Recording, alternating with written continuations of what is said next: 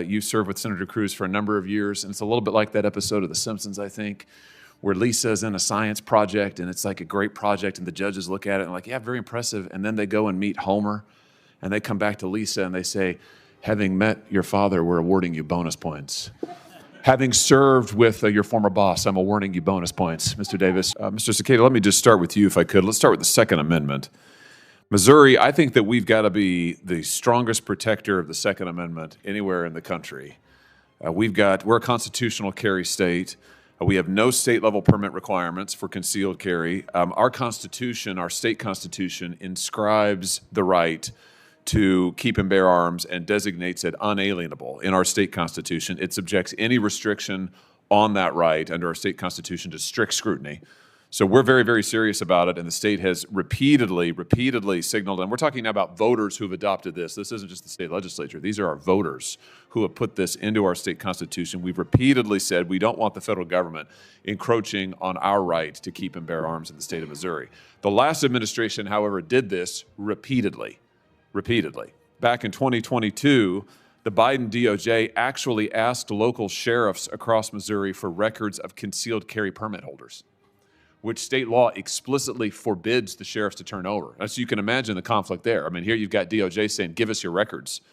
And they're saying, well, the state law forbids it, criminalizes it. You're asking me to turn over something that's illegal under state law. And the bigger question is, why do you need records, lists of concealed permit holders in the state of Missouri? Why would the federal government need to have this? They asked for it from multiple counties. They also, as you know, pursued the zero tolerance revocation policy, the expanded framer receiver rule, all things that Missouri and Missourians have viewed as massive overreach onto our Second Amendment rights. Here's my question for you. Can you commit that under your leadership, ATF will go in a different direction than the last administration, that you'll focus your law enforcement resources on criminals, as opposed to law-abiding citizens who have rights under both the federal and state constitutions? What's your answer?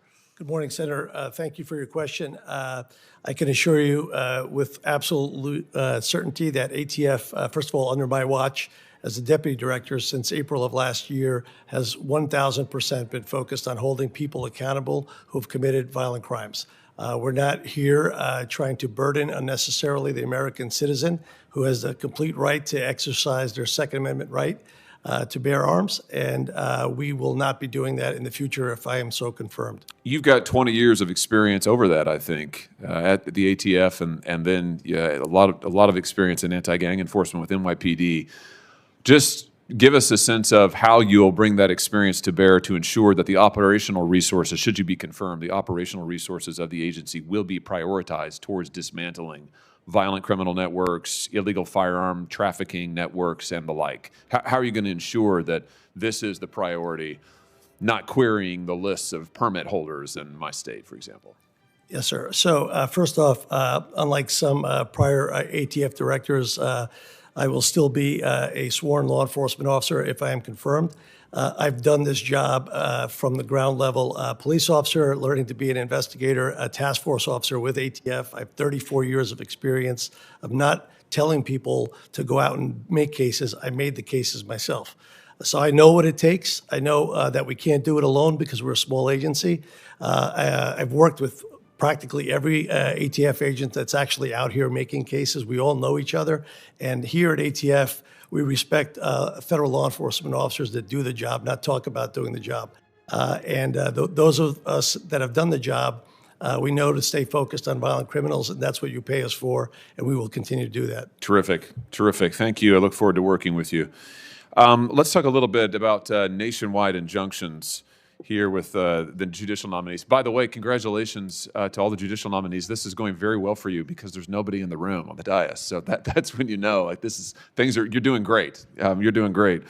Let's just talk a little bit about what you understand the scope of your equitable power to be when it comes to granting injunctive relief to non-parties who are in front of you. This is something that we've seen happen repeatedly over the years. We've seen Republican-appointed judges do it. We've seen Democrat-appointed judges do it.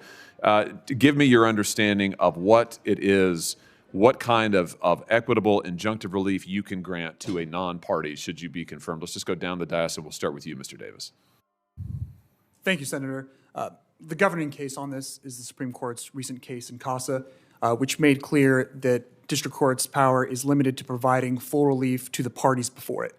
So there's no ability to simply provide relief to parties that are not before the court simply because that is the policy view of the judge or something. It needs to be limited to the parties and full relief. Good, very good. Ms. St. John. I concur with Mr. Davis's response. Okay. Mr. Shepard. Senator, I concur with my colleagues. Mr. Wolf. Senator, under Trump v. Casa, district judges lack authority to provide for relief for parties not before them when they're using equitable power. Good. Okay. So I'm glad we're clear on it. It sounds like everybody agrees that you cannot bind. As a district court judge, it would be your understanding that you're not able to use your equitable powers, which injunctive relief, of course, is inherently equitable. You're not able to use those powers to bind non-parties who are before you. Is that, we all agree on that? Yes, Mr. Davis? Yes, Senator. Ms. Yes, St. John? Senator. Yes, Mr. Shepard? Yes, Senator. And Mr. Wolf? Yes, Senator. Okay, I've got some other questions that I will give for you, give to you for the record. I just want to say in closing, with regard to you in particular, Mr. Davis, and I'm sorry that Senator Cruz is not here. You served with Senator Cruz for a number of years, and it's a little bit like that episode of The Simpsons, I think, where Lisa's in a science project, and it's like a great project, and the judges look at it and like, yeah, very impressive, and then they go and meet Homer, and they come back to Lisa and they say, having met your father, we're awarding you bonus points.